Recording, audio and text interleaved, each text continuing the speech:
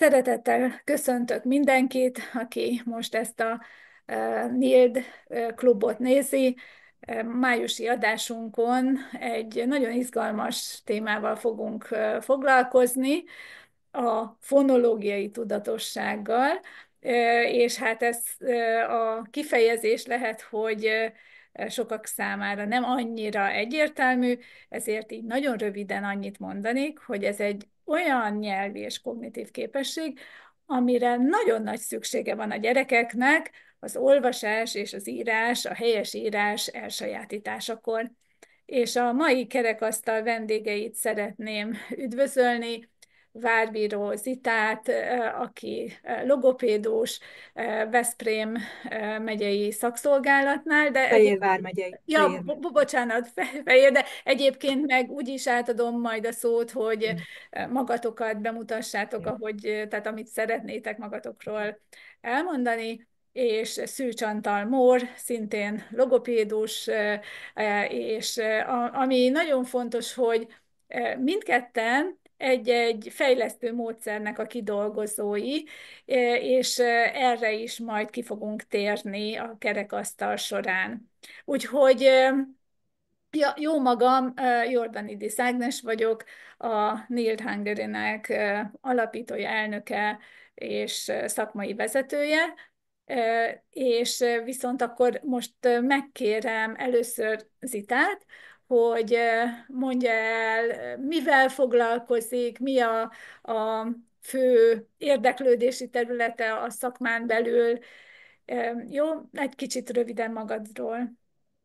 Elnézést, hogy az előbb a szabadba vágtam. Köszönöm szépen. Tehát Várbíró Zita Liliana vagyok, a Fehérvár megyei pedagógiai szakszolgálat logopédiai ö, munkaközösségének vezetője, illetve a Székesfehérvári tagintézmény logopédusa. Elsősorban az óvodás korosztállyal foglalkozom, illetve kisiskolásokkal. A fő nyelvi területen pedig a hangtani tudatosság fejlesztése, ami számunkra, a munkacsoport számára, akikkel együtt dolgozom, igazából egy olyan funkció, olyan nyelvi funkció, nyelvi kreativitást fejlesztő terület, ami az a tapasztalatunk, hogy más kognitív területeken is nagyon-nagyon jótékony hatást tud kifejteni, de majd erről akkor a későbbiekben úgy is beszélgetünk. Köszönöm a lehetőséget. Így van, biztos, hogy feljön ez a téma, de akkor előbb kérlek,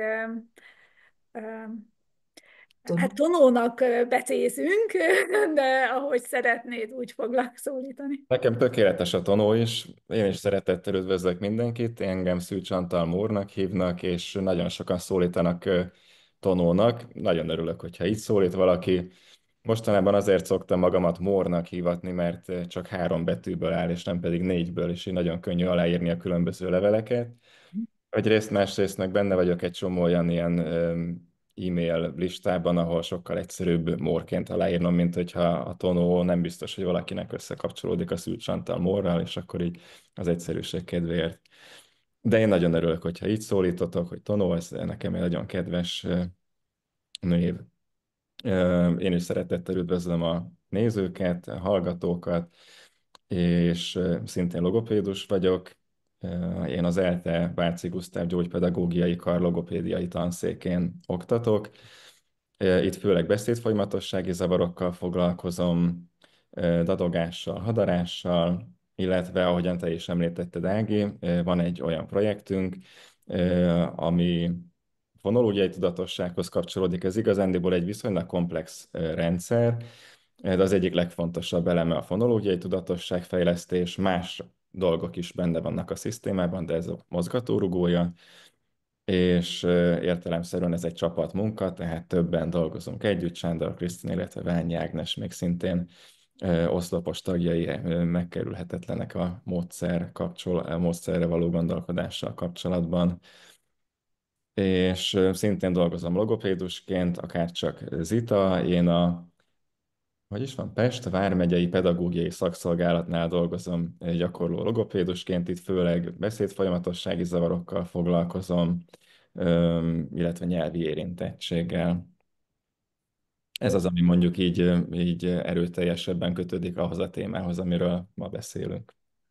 Szuper. Na, hát Megint csak nagyon hálás vagyok tényleg, hogy ilyen nagyszerű beszélgető társaim vannak, és én első pontban igazából arról szeretnék beszélni, hogy a nagycsoportos gyerekek, akik iskolába mennek, és ugye főleg így most májusban, a tanév végén ez azért különösen nagy kérdés szerintem szülők számára is, hogy vajon majd szeptemberben hogy fog teljesíteni a gyerek, hogy fog menni neki a suli, nem lesz-e gond az olvasással, stb. Stb. És én éppen ezért szeretném egy kicsit azt feszegetni, hogy ti mit láttok ezen a rendszeren belül, tehát a fonológiai tudatosságon belül talán a legfontosabbnak, amit ebben a korban fejleszteni kéne, akár az óvodákban, az óvónéniknek, tehát hogy nem csak nektek, logopédusoknak, hanem úgy általában, amit jó lenne, ha minden gyermek megkapna, mielőtt elkezdi az iskolát. És hogy esetleg, ma, jó, akkor a második kérdést majd utána, szóval először akkor mit gondoltok, hogy mire tennétek a fő hangsúlyt? Zita? Akkor most már a fonológiai tudatosságon Igen, belül erre igen, kérdezel rá. Tehát, hogy igen. akkor azért először megnevezném, de nem akarok minden ponton én válaszolni. Tehát a fonológiai tudatosság fejlettsége nem az egyetlen olyan tényező, amely később az olvasási teljesítményt befolyásolja. Az olvasási nehézségekkel küzdő gyermekek nehézséget mutathatnak a gyors automatikus megnevezés, verbális memória, szemantikai és szintaktikai képességek terén egyaránt. Ugye a fonéma analízis kompetenciájának megnevezése, vagyis a fonológiai tudatosság az olvasás-írás alapfeltétele, mivel fonéma alapú jelet kell aztán majd a grafémával párosítania a gyermeknek. Bocsánat, csak hogy mindenki számára egyértelmű legyen, ugye a fonémát hétköznapi nyelven hívhatjuk ugye beszédhangnak, csak ugye ez, amit az agy aztán ott bent feldolgoz, és ahogyan az agy kezeli ezt a beszédhangot, azt nevezzük fonémának, és a graféma az meg a betű, tehát igazából a Köszönöm. betű és a hang megfeleltetésről, Egyeztetés. Igen. egyeztetésről beszélünk, de ez nagyon fontos, és köszönöm, hogy ezekre kitérsz, és akkor ezeket ismerteted. Mert Igen. még itt egy kicsit a fogalomtisztázáshoz azért az is hozzátartozik, hogy beszélhetünk ugye a fonológiai tudatosság meghatározásakor a tágabb értelemben és szűkebb értelemben vett fonológiai tudatosság. Ugye a tágabb értelemben vett fonológiai tudatosság a fejlődés korábbi szakaszában alakul ki, itt a beszédhangnak a gyermek számára még nincs realitása. Itt az elemző műveletek inkább a szótagokra, a rímekre, valamilyen szempontból kiemelkedő vokálisokra, magánhangzókra korlátozódnak. A szűkebb értelemben vett fonológiai tudatosság pedig a legkisebb nyelvi egységekre, a fonémákra vonatkozik, és itt a bemutatott nyelvi tényeken már hangszintű operációkat, manipulációkat is képesek a gyermekek elvégezni, vagyis az elemek megváltoztatásával akár új egységeket is létrehozni. És akkor itt beszélhetünk egy kicsit arról, amit kérdeztél, hogy tulajdonképpen kezdetben szótagolás, verselés, igazából ami mondjuk egy óvónőnek is a feladata lehet, vagy sok a szókincsbővítésnek az egyik eleme ugye a történetmesélés, ez lehet egy olyan kiinduló pont, amit igazából nem kell, hogy logopédus végezzen. De aztán később bekapcsolódhat ugyebár a kezdőhang felismerése, vagy hangvadászat, az is egy nagyon jó játék, ahol például egy valamilyen X hangot, S hangot keressük például, vagy pedig szétszedve egy szót beszédhangokra, megkérjük, hogy próbálja meg összerakni fejben, ugye ez már egy nehezebb feladat. De lehet szókincsfejlesztés, például szinonimák keresése, tehát rokonértelmű szavak, vagy pont antonimák, vagyis ellentétes értelmű szavak keresése, vagy lehet tematikus szókincsbővítés, úgy mint fogalomkörhöz való kapcsolás, soroljon bizonyos típusú fogalomhoz tartozó szavakat, vagy akár szómemória, mi hiányzik a képről, memóriajáték és szókincsfejlesztés együtt. De nem akarok mindent én Ó, elmondani, igen, mert igen, igen, szeretnék, tehát eléggé mert ezek komplexen. nagyon konkrét dolgok, Igen, amiben tudunk igen. támaszkodni a hangtani tudatosságra. Igen, és végül is ilyen jellegű szókincsbővítés szülők is tudnak Igen. meg játékokat. Mór vagy Tonó, Ahogy jól esik, ahogy te egy dolgot nem árultál el magadról, hogy zenész is vagy, és én kíváncsi vagyok, hogy te a zenének, a zeneiségnek milyen szerepet tulajdonítasz a eleve a beszéddel kapcsolatban és a fonológiai tudatossággal kapcsolatban. Szuper, nagyon köszönöm a kérdést. Még egy picit visszatérnék az előzőhöz, és akkor közben válaszolok majd erre a kérdésre is. Um, Az a módszer, amit kifejlesztettünk, ez a mesezene módszer egyébként, az pont úgy gondolkodik, ugye behoztad azt a kérdést, hogy hogyan tudunk tímet alkotni, bekerültek az óvónők is a képbe, vagy hát az óvodapedagógusok, meg a szülők is, és akkor ez a módszer ez pont úgy gondolkodik, hogy mi nagyon nagy szerepet adunk az óvodapedagógusok kezébe a fonológia tudatosság szempontjából, tehát mi ezen a rendszeren belül nem csak logopédiai terápiát tudunk végezni, sőt, hanem úgymond többségi óvást, többségi nevelést is tudunk ezen keresztül biztosítani, és egy nagyon pozitív hatást elérni a fonológiai tudatosságnak a fejlődésére, fejlesztésére. Ez az egyik, szerintem érdekes szempont, hogyha mondjuk arról van szó, hogy mi az, amit a mesezene tud. A másik pedig, amire végül is rákérdeztél, hogy ez egy fonológiai tudatosságot fejlesztő program, végül is ugye ezért beszélgettünk róla, de ugye ott van a nevében az is, hogy mese zene. A mese az így nagyjából érthető, hogy hogyan kapcsolódik a nyelvi képességekhez, alapvetően minden nyelvi impulzus az fejleszti valahogy egy picit a nyelvi tudást.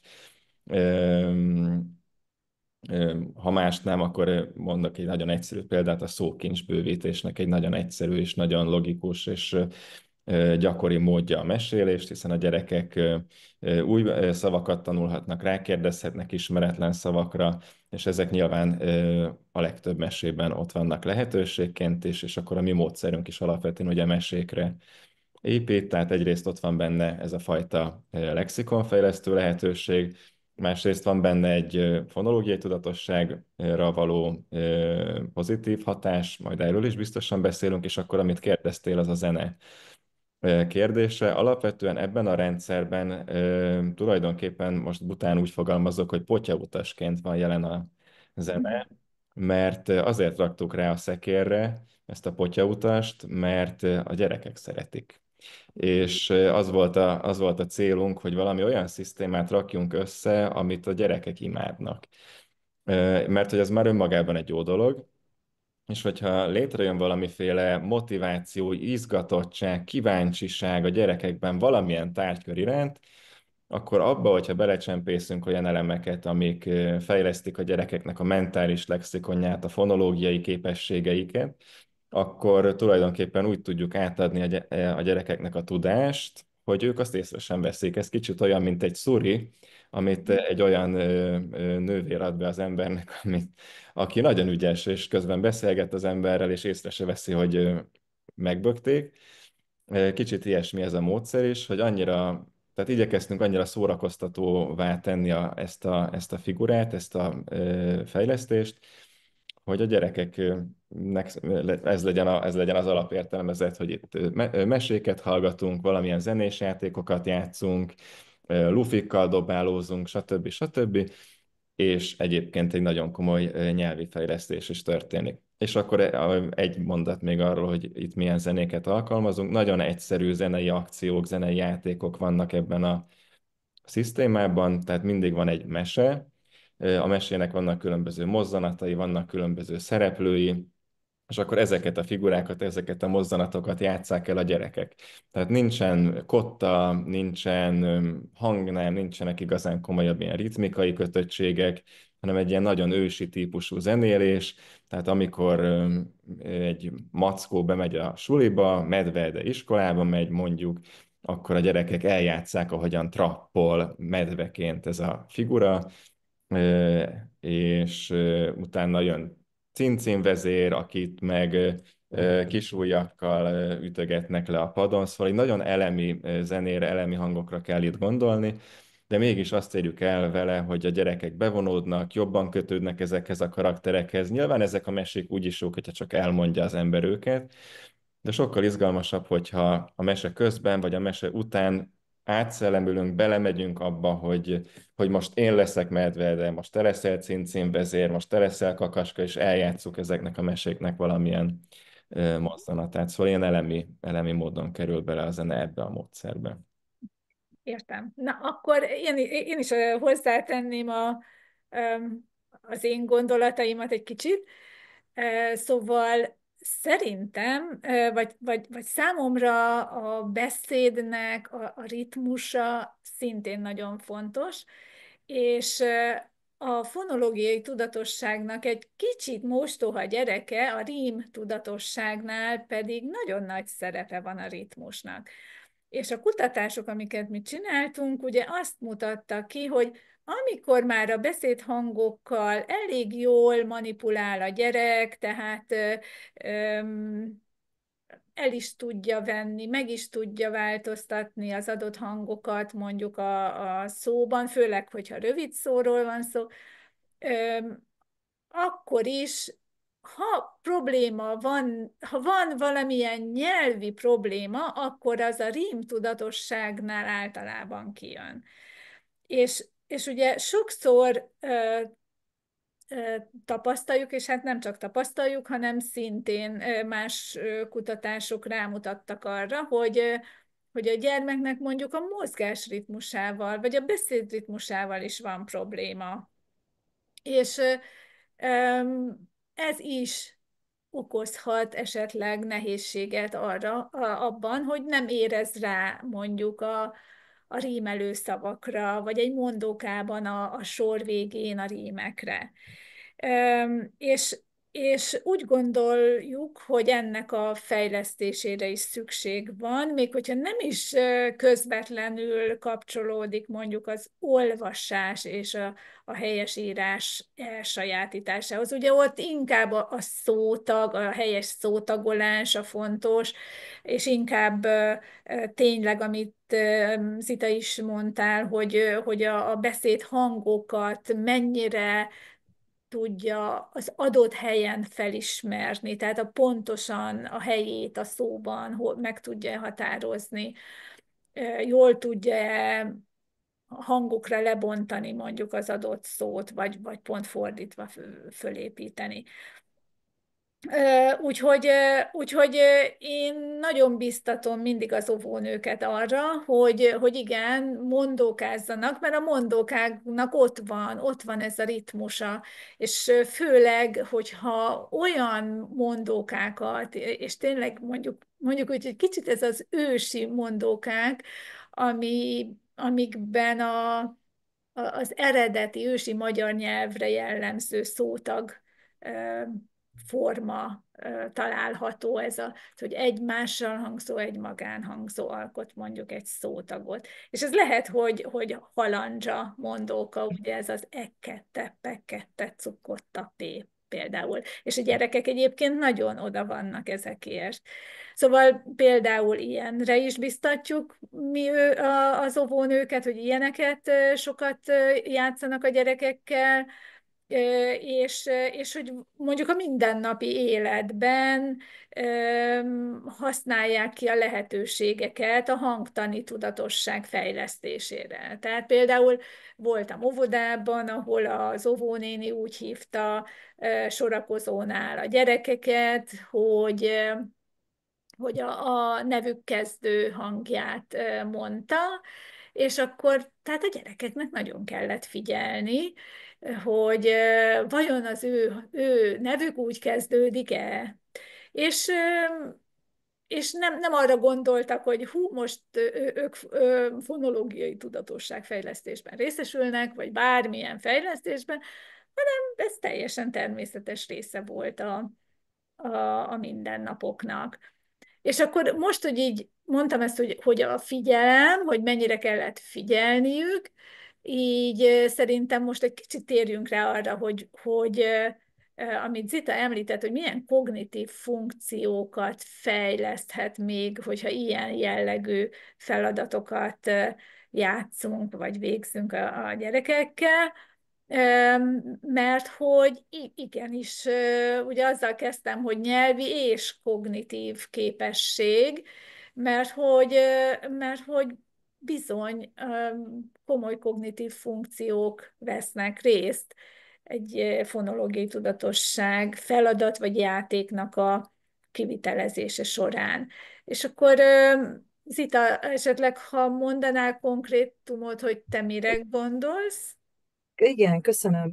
Ö, Anélkül, hogy túlságosan tudományos ö, ö, ö, fejtegetésekbe mennénk, de tényleg az a nagyon röviden a tapasztalat, hogy ezek az elemző műveletek, hogyha a gyerek így megkapja akár a mesezene bevezetésével, akár a hanglépcső tréning bevezetésével, de van egyfajta rutinja ezekben a feladatokban, akkor ezeket az elemző műveleteket átviszik később más területekre is. Nem feltétlenül tudatos ez a tevékenység, és ugye, amit már említettünk, hogy a gyerekek akkor tudják megtanulni az írott nyelv dekódolását, hogyha felismerik, hogy a betűk, akkor használjuk ezt, ezek konkrétan hangokat jelölnek. A jól fejlett, ezek pedig tények, hogy a jól fejlett hangtani tudatossággal rendelkező gyerekek hatékonyabban tudják megtartani és manipulálni a verbális információt. A hangtani tudatosság hozzájárul, ugye, amit mondhatok ti is, a szókincs bővüléséhez, és támogatja a nyelvtani szabályok elsajátítását is, mivel a hangalakok felismerése segíti a szóalakok elemzését és a szerkezetük megértését. Amire Tonó is utalt, csak ő a játékosságot megragadva, de ezt mi is mindig hangsúlyozunk, minden egyes hanglépcső tanfolyamnak a vége felé vannak általában a tapasztalatok és az alapelvek, amik nagyon is összefüggnek nálunk. Tehát, hogy a hangtani tudatosság fejlesztése közben a gyermek egyrészt akár a játékosság, akár az egyéb tényezők miatt megtapasztal egyfajta fókuszált figyelmet és kognitív rugalmasságot gyakorol, és ezeket a képességeit, ezeket később más területeken is nagyon jól tudja kamatoztatni. Jó. Ilyenekre gondolok én. Hozhatnék konkrét példákat, de tulajdonképpen én azt láttam, hogy akár a matematikai, logikai képességeik is nagyon nagy mértékben fejlődtek. Ezt visszavezethetjük valamilyen szinten a szövegértési funkcióra is természetesen, mert most, ha matematikát említettem, meggyőződésem, hogy a matematikai nehézségek mögött is leginkább szövegfeldolgozási probléma van. Ezt mindig hangsúlyozom, hogyha valaki hozzám fordul, hogy a gyermeknek matematikai nehézsége van, akkor elindulok egy nyelvi fejlesztéssel, és az a biztos, hogy előbb-utóbb enyhül a probléma, és javulnak a számolási teljesítmények is. Köszönöm. Például. Köszönöm én is. Tono? Igen. Először is behoztad a képbe a kutatásaidat, azok szerintem egészen zseniális kutatások voltak, úgyhogy ezúton is köszönöm őket neked, mert borzasztó sokat segített abban, hogy az én kutatásaimat megcsináljam, és ezekről mondanék pár szót, amiket fonológiai területen végeztem. Ezek alapvetően a mesezenéhez kapcsolódó kutatások. Ezek elérhetőek egyébként az interneten, hogyha valakit esetleg érdekel, akkor a nevem, mesezene, fonológiai tudatosság, ilyesmi kulcsszavakra kiadja szerintem a Google is, de ResearchGate-en is megtalálhatók. Amiket én vizsgáltam a mesezenével kapcsolatban, azok alapvetően, tehát azok a legfontosabb az olvasáshoz leginkább szükséges, legfontosabb nyelvi tudások voltak. Ide a fonéma azonosítás, illetve a fonéma szintézis tartoztak, vagy ezekre voltam a leginkább kíváncsi. És az egyik, mondjuk azt, hogy tanulsága ennek a kutatásrendszernek az az, hogy ezek a képességek fejleszthetők.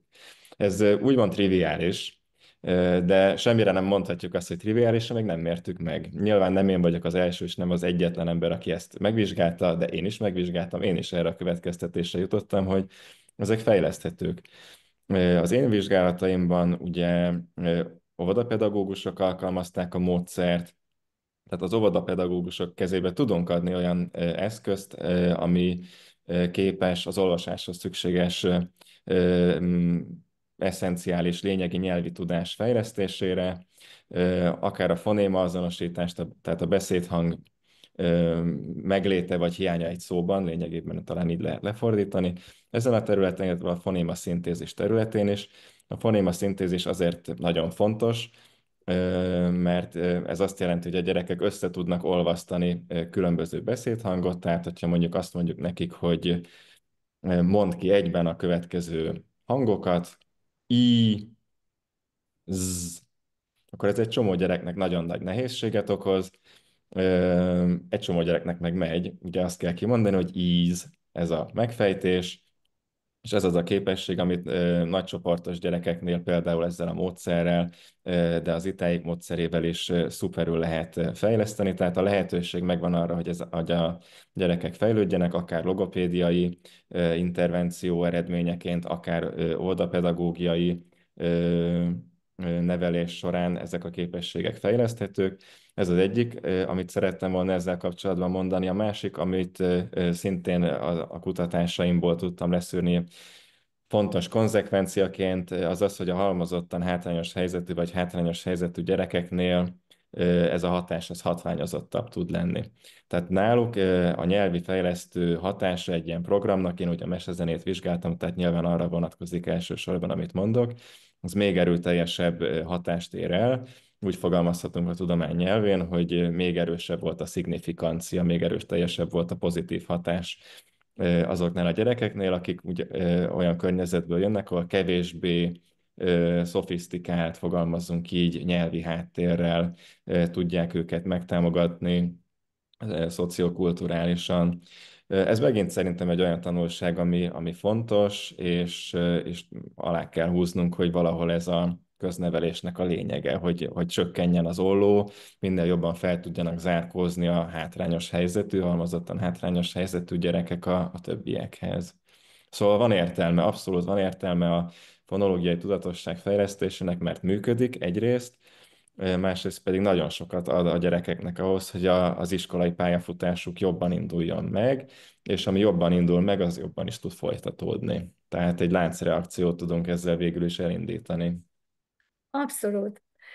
És akkor szerintem eljutottunk oda, hogy már így menet közben mindenki emlegette a módszerét, és igen, tehát Zitáéknak van a hanglépcső, Tonóéknak a mesezene, és akkor, hogyha tényleg azért most nincsen olyan nagyon sok idő, hogy bemutassátok, de hogyha 2 percbe kéne bemutatni, tehát hogy mit mondanátok el, hogy mik a legfontosabb elemei a módszernek, illetve amit szeretnék, hogy ennek a bemutatásnak a végén, hogyha megmondanátok, hogy esetleg hol van a honlapotok, hogy hol találnak rá az érdeklődők, jó?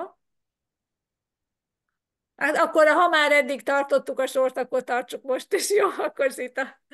Nagyon köszönöm a lehetőséget. Tehát két szerzőtársammal, Szabóni Vékony Andreával és Szatmáriné Mári Nórával dolgoztuk ki a hanglépcső tréningprogramot. Mi nekünk az adott alapot, hogy később a társadalmi érvényesülés, munkaerőpiaci boldogulás szempontjából is, ugye az olvasástanulás pozitív élménye és az olvasási teljesítmény hosszú távon kihat a gyermekek személyiségfejlődésére és tanulási sikerességére, valamint az új ismeretek megszerzési ütemére és annak feldolgozási pontosságára, mondhatjuk így. Tehát mindenképpen az olvasási képesség az egy olyan bázisterület, ami alapvető abból a szempontból, hogy később az ember a társadalomban, illetve az előbb említett munkaerőpiacon hogy tud, vagy tud-e egyáltalán boldogulni. És ebből a szempontból még egy picit visszatérve az előbbi témára, hogy a gyerekeknél az nagyon fontos, Tonó konkrét példákat is mondott, és ez nagyon tetszik nekem, hogy az egyes feladatokat is itt prezentáltat, tehát hogy a gyermek számára minél előbb megjelenjen a hang, a beszédhang, illetve az egyes nyelvi egységek, mint információk. Mert ugye ő használja a nyelvet, de a nyelvi tudatossága minél előbb erre a szintre eljut, hogy ezek is információt hordozó egységek, annál inkább képes lesz ezekre az elemző műveletekre. És akkor a hanglépcső tréningprogrammal, vagyis a hangtani tudatosságot fejlesztő tréningprogramunkkal szeretnénk elérni, hogy a nagycsoportos korú óvodások, illetve ajánljuk első, esetleg második osztályban is ezt a tréningprogramot, könnyebben vegyék az akadályokat majd az iskolában az olvasás elsajátítás során. Elméleti megalapozással és rendszerezett konkrét gyakorlatsorok párhuzamában mutatjuk be a fonológiai tudatosság fejlesztésének lehetséges módozatait, játékos feladatokat tartalmazó könyvünkben 7 bázis területen fejlesztjük ezt a képességet, úgy mint hallási figyelem és hallási észlelés, mondatszintű tudatosság, szószintű tudatosság, szótag szintű tudatosság, fonéma szint 1, és fonéma szint 2, ugye a korábban már említett tágabb és szűkebb értelemben vett fonológiai tudatosságot már a fonéma tudatosságra fókuszálva érintő területek, és nálunk a 7. terület a rímek, amiket te hangsúlyoztál az elején, aminél mi ugye azt láttuk meg leginkább az előbb említett kutatások és tudományos elméleti háttér azt mutatta, hogy a magyar nyelvben valóban a rímek az egy később fejlődő terület a gyermekek nyelvi fejlődése során. Ami nálunk fontos, és kihangsúlyozzuk, amikor tanítjuk ezt a programot, hogy mindig tudatosan szervezett legyen maga a tevékenység. Ezt egy Gantt diagram is segíti a tréningprogramban. A gyakorlás maximum napi 10-15 perces legyen, ennél hosszabbat nem igényel, és mindig a játékosság elvét kövesse. Motiváljuk, dicsérjük a gyermekeket. Úgy állítottuk össze a tréningprogramnak az egyes feladatait, hogy kellőképpen forduljon elő ismétlődés is benne, tehát például, ha egy hiányzás esetén valamelyik gyermek kimaradt, akkor az ő számára ne maradjon el egy-egy területnek az érintése. Nagyon fontos, hogy hangsúlyozzuk, hogy az egyéni szükségletekre is legyen figyelemmel a tréningprogramot alkalmazó. Majd még, ha lehet, akkor majd még visszatérnék egy picit a tapasztalatokra, meg az alapelvekre, de most akkor ne csak én beszéljek, hosszan átadnám a lehetőséget Tanulnak is. Jó, de azért a Igen. biztonság kedvéért, hogy Igen. mondjad, hogy hol vagytok elérhetőek. Ja, bocsánat. Tehát a www.logopedia.hu honlapon keresztül lehet rendelni a hanglépcső tréningprogramot. Ugye ezen a honlapon megtalálhatók a már 6 különböző formában kiadott különleges memóriakártyáink. Itt van fonéma kezdő fonémával, azonos kezdő fonémával kezdődő szavak, illetve azonos hanggal végződő szavak, szótagokat érintő memóriakártyák egyaránt, amik szintén hozzájárulnak a fejlesztéshez, valamint a Betűbazár is forgalmazza a termékeinket.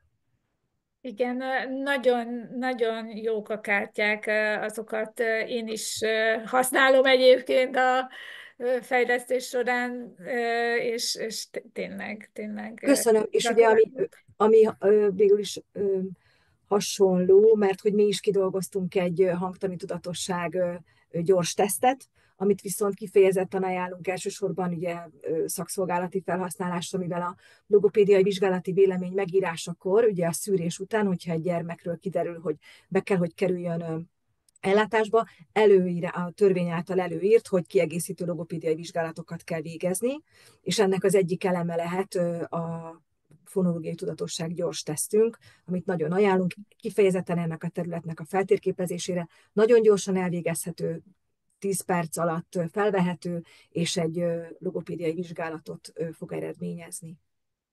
Nagyszerű.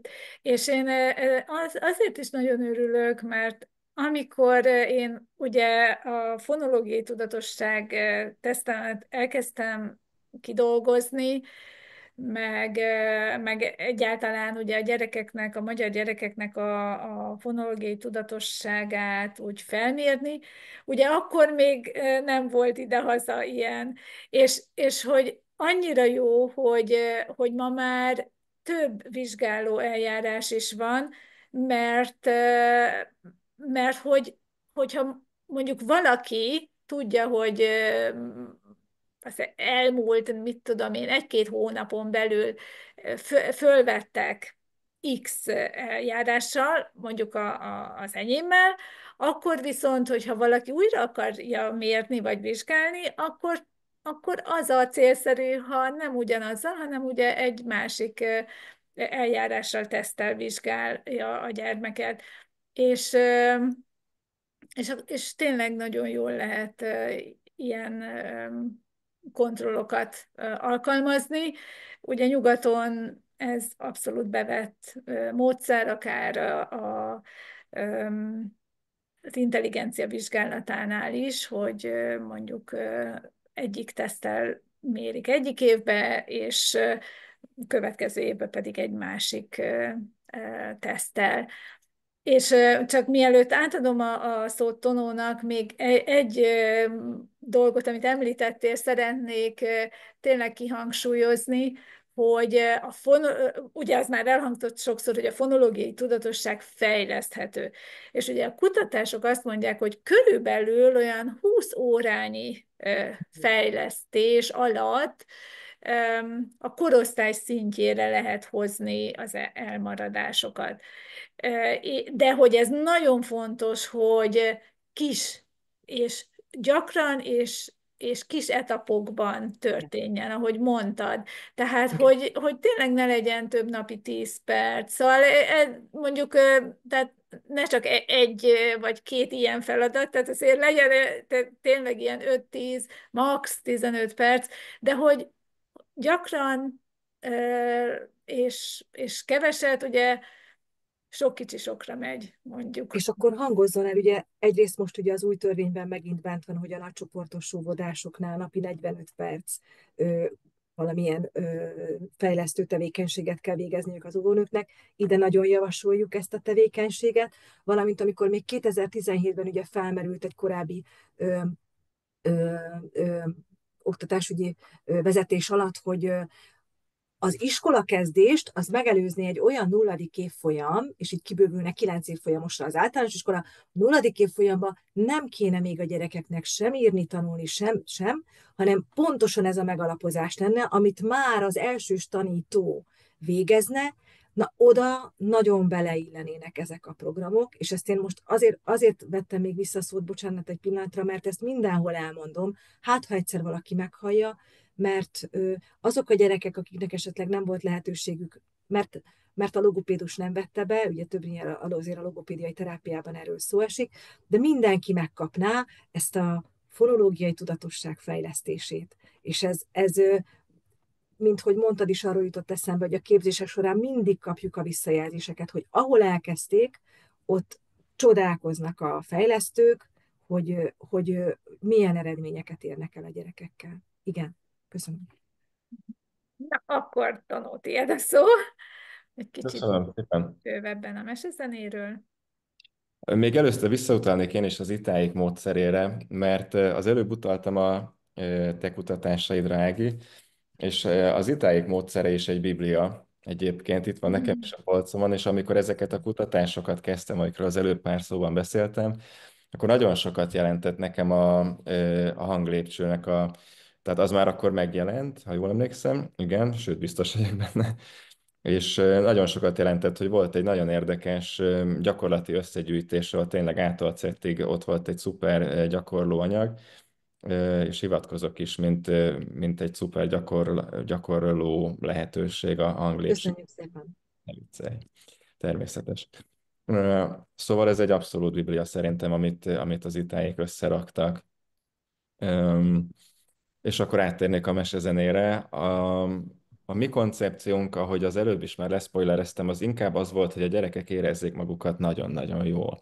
Tehát mi tulajdonképpen egy ilyen motivációs bázisból indítottuk a gondolatkörünket, és azt mondtuk, hogy erre azért van szükség, egyrészt mert alapvetően szükség van rá, másrészt pedig olyan világot élünk, a folyamatosan változó, egyre gyorsabban változó digitális innovációk, játékfüggőség, internetfüggőség, kütyűfüggőség, tehát bejött egy csomó olyan dolog a képbe az elmúlt pár évben, amikre a pedagógiának, a segítő pedagógiának valahogy reagálnia kell. Tehát nem tudunk, mi úgy gondoljuk, hogy nem tudunk úgy gondolkodni sikeres intervencióról, hogy nem vesszük figyelembe azt, hogy a gyerekeket motiválni kell, és akkor mi pont azért, amiért tehát mi a digitális galaxisra úgy akartunk reagálni, hogy visszahozunk valami ősi technikákat, itt került képbe a mese és a zene, és azt mondtuk, hogy hozzunk létre egy olyan fejlesztő programot,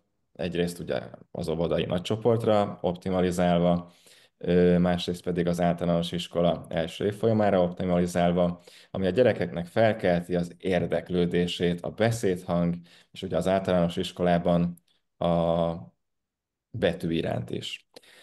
Mert hogyha elkezdi a gyerekeket érdekelni ez a sztori, akkor sokkal többet tudunk nekik átadni. Szóval nekünk ez volt a legfontosabb mozgatórugó a koncepció kiépítése során, és ennek érdekében igazándiból nem csináltunk semmi újat, csak egy kicsit megspékeltük, megfűszereztük, összekötöttük azokat, amiket egyébként is mindenki csinál. Tehát minden óvodapedagógus, minden logopédus mesél a gyerekeknek, végzünk különböző fonéma izolációkat, fonéma szintéziseket, stb. Stb. Tehát ezeket mind csináljuk.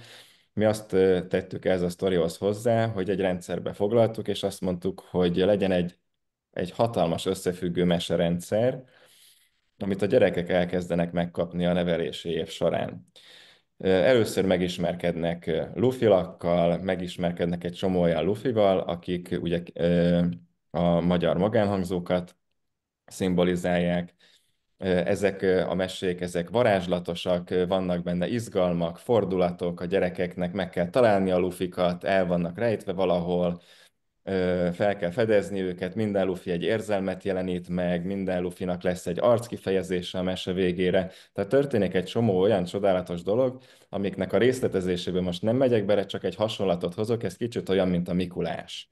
Tehát minden mese az olyan, mint amikor egy ilyen Mikulás műsorba csöppennek a gyerekek, hogy valakit nagyon kell várni, valaki meg fog jönni, valaki hoz majd nekünk valamit.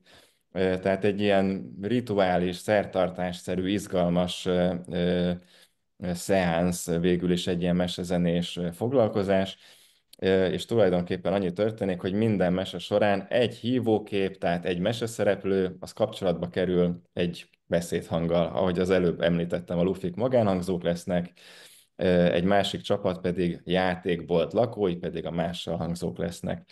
Tehát ez az, amivel mi tulajdonképpen csak annyit csinálunk, hogy felhívjuk a gyerekek figyelmét, hogy ha-hó, vannak beszédhangok, gyerekek. Kit érdekel egy beszédhang, nem? Tehát valahogy el kell érni, hogy a gyerekeket érdekelje, és akkor ehhez azt mondtuk, hogy ez a mese keret ez izgalmas lesz, és akkor van még egy ilyen egy része ennek a módszernek, amikor elkezdjük ezeket a beszédhangokat kombinálni, és egységben tudjuk őket szemlélni. Itt jön képbe, amit az előbb is említettem, a szintézis, a fonéma szintézis, ugye egy lufi plusz egy játék, egységben szemlélve az egy szótagot tud kiadni, pont olyan ősi magyar szótagot, amit te is említettél korábban. Ezeket a hangösszevonásokat tudjuk nagyon jól megsegíteni, és az olvasási képességben a szótagolvasást nagyon erőteljesen meg tudja segíteni ez a képesség. Szuper, akkor elérhetőség. Elérhetőség. Amit kiemelnék, az a Facebook oldalunk, facebook.com/mesezenemódszer. Illetve, hogyha beírják a kedves érdeklődők a Facebook keresőbe, hogy Mesezene módszer, akkor szintén kijövünk. Ez a leginkább frissülő platformunk, szóval ezt ajánlom. Leginkább szoktunk tartani felkészítő tanfolyamokat, van, hogy kihelyezett tanfolyamokat tartunk, hogyha valahol meghívnak bennünket. Itt lehet rendelni a kiadványainkból, nekünk is vannak kiadványaink, a hangulatmesék, illetve a hangfestőmesék, óvodásoknak, illetve iskolás gyerkőcöknek. Szuper. És akkor annyit hagy mondjak még, hogy hogy ugye a NILD terápia, az ugye egy nagyon komplex terápia, tehát nyelvi és kognitív funkciókat fejleszt, és amiért én egyébként magát a terápiát nagyon megszerettem, és tényleg rögtön az első képzésemen eldöntöttem, hogy ez kell magyarul is. Az pont az a nyitottság volt, az a szemlélet, amivel a terápiának a megalkotói, fejlesztői dolgoztak, és a mai napig dolgoznak, mert ugye team fejleszti a módszert, a segédeszközöket mind a mai napig. És illetve hát, ahogy az előbb mondtad, reagálni kell a változó világnak a kihívásaira, a legújabb agykutatások eredményeire, stb. És, és én, ahogy már említettem, hogy én is használom Zitának az eszközeit, ezért tudom ajánlani a többi terapeutának is, hogy mind a kettőtöknek a módszere egyébként csodálatosan beilleszthető egy terápiás foglalkozásba is, egy komplex terápiás foglalkozásba is, de nagyszerű, amit én nagyon örülök, hogy tényleg óvodai életbe, mindennapokba beilleszthetők a módszereitek. És hát Tonó, még azzal adós vagyok, hogy én is elmenjek egyszer egy ilyen Nagyon képzésre. szeretettel, gyere. Oké. Zita, szerettél volna még valamit mondani, mielőtt befejezzük, mert hogy lassan lejár az időnk, de nem szeretném, hogy bármi bennetek maradjon, hogyha még van egy ilyen takeaway message, vagyis amit szeretnétek, hogy a hallgatók magukkal vigyenek, akkor ezt mindenképpen mondjátok. Azt hiszem az előbb végül is elmondtam kiegészítésképpen tulajdonképpen, amit akartam, nem szeretnék semmit hozzáfűzni. Tehát ennyi volt a lényeg, hogy a hangtani tudatosság fejlesztése kognitív erőforrásokat szabadít fel, a nyelvi kombinációk megtapasztalása, fonémák sokoldalú reprezentálása elősegíti a kombinációs képesség más területeken való alkalmazását, és igazából, hogy ez a lényeg ennél a módszernél. Úgyhogy köszönöm, tulajdonképpen az előbb már hozzá tudtam fűzni. Ja, jó, oké, köszönöm. Tonó, van valami, amit még esetleg, vagy te, Nagyon neked köszönöm a sikerült le? lehetőséget. Én csak nagyon örülök, hogy itt tevékenykedünk mindannyian ezen a területen, hogy fonológiai tudatosság, fejlesztés, fonológiai tudatosság, kutatás, tesztek, stb. Szóval én csak Igen. szépen nagyon örülök neki, hogy van párbeszéd a szakmának ezen a szegmensén belül is, és tök jó. Köszönjük a lehetőséget, köszönjük a meghívást a beszélgetéshez. Nagyon én köszönöm, hogy eljöttetek, mert nekem mindig, és nem csak nekem, hanem mindannyiunknak a NILD-nél tényleg az a szívügyünk, hogy ahogy mondtad, Tono, hogy összehozzuk a szakmát, és ezen a területen is azért hagyj említsem meg, hogy vannak bőven más kutatások is, és lehet, hogy majd folytatjuk más nyelvi területen, gyermeknyelv fejlődés terén, de például az ELTE alkalmazott nyelvészeti tanszékén is a gyermeknyelvi délutánokat így innen is szeretném javasolni például, illetve a Minirt Klumpunknak a többi műsorát is, ahol igyekszünk tényleg a szakmának különböző képviselőit összehozni,